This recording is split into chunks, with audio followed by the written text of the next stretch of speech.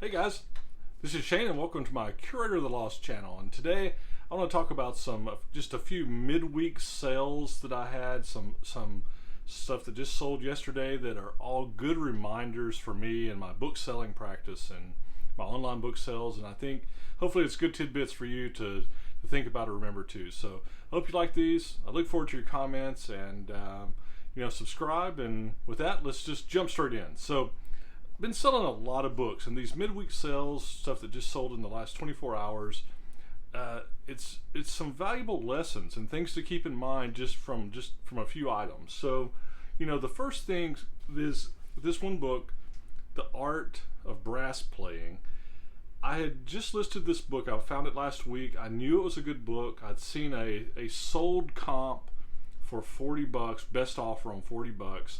This one, the condition, what it was, I listed it for $35, and within 3 days, I got a best offer for $25, and I accepted that offer. So for me, the thing that I continually like to remind myself is, I get this book for $1.50, $25 I think was a fair price. I like best offers. Putting books out as soon as you list them, get them out there and you get a good best offer that's a fair price, what I felt was still a fair price.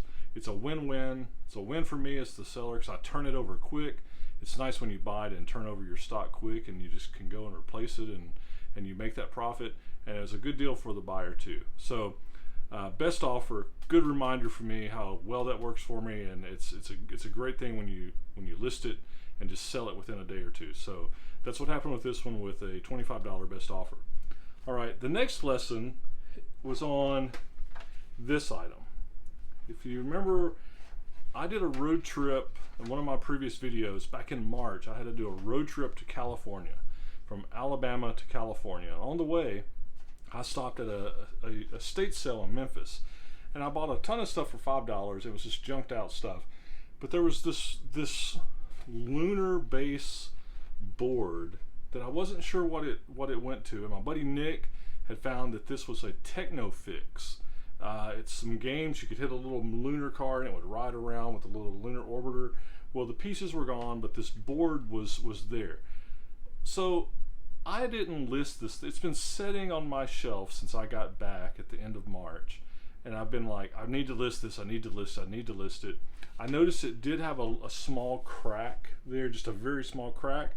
Took a picture of it, took good pictures of it, took a picture of the crack. I listed it. I said, you know what? I'm going to list this for $25 since it has the crack. I'd seen some of the full sets selling for $100, but it's been sitting on my shelf for 4 months. List it. Guess what, Shane?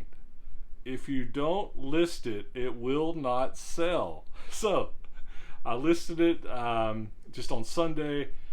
2 days later, it sold, $25 asking price, plus shipping. Somebody will get this nice Technofix board, hopefully, to finish out their whole game set.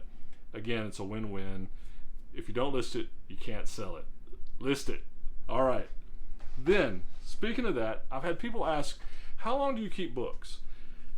I've kept books sometimes for 2 years. Here's an example. This book I probably have had for definitely over a year.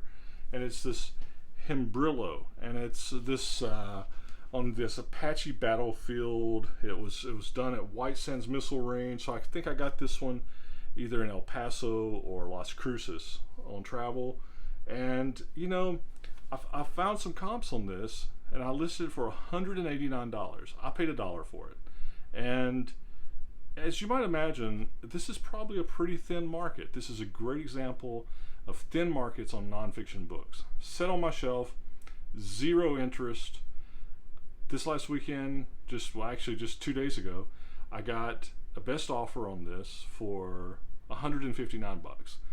I gladly accepted that. I think I was asking $189. I got an offer for $159. I got it for, I had $1 in it. So great return on investment, but it did sit on my shelf for over a year. So, I would look at it, refresh it, but it's a classic example of a very specialty item book. I don't have much into it other than the space. I don't mind keeping it. It's high priced, and when that right buyer comes along, they wanted it. They got a little bit better deal with the best offer. Offered me $159 from my asking price of $189. Still a great deal. I sold it. So the point of that is, I guess, don't get discouraged. You can have books that are good books. This was a good find. This was a great find for $1. It just took over a year to sell because, let's face it, how many people are looking for information on this Apache Battlefield excavation geological survey, right? I mean, there may only be like 3 people in the world that even care about this, but guess what? One of them found this book and just bought it this week for $159. It was worth keeping it on my shelf. So that's it. Some lessons. You buy the stuff, list it, buy it now. You know, somebody lowballs you, just ignore it or turn it off, but you can work with people and get that sale quick. If you don't list it, it will not sell. And you know, when you find great stuff, if it takes a minute, don't worry, it's a thin market. That's why you just work on building your inventory, build that inventory, and you'll still have daily and weekly sales to make it worth your while. And then you'll get that big sale for something that's awesome that somebody's been looking for. So anyway, that's some things that I've thought about in the last day, midweek sales that were awesome. These will go in boxes tonight and ship out in the morning and have happy customers. And I'm a happy seller because I made good money. I found some cool stuff and found it a good home. And, that's why you do it, right? The treasure hunt. So anyway, hope you have a good day. Be safe, happy hunting, find good treasure, and peace.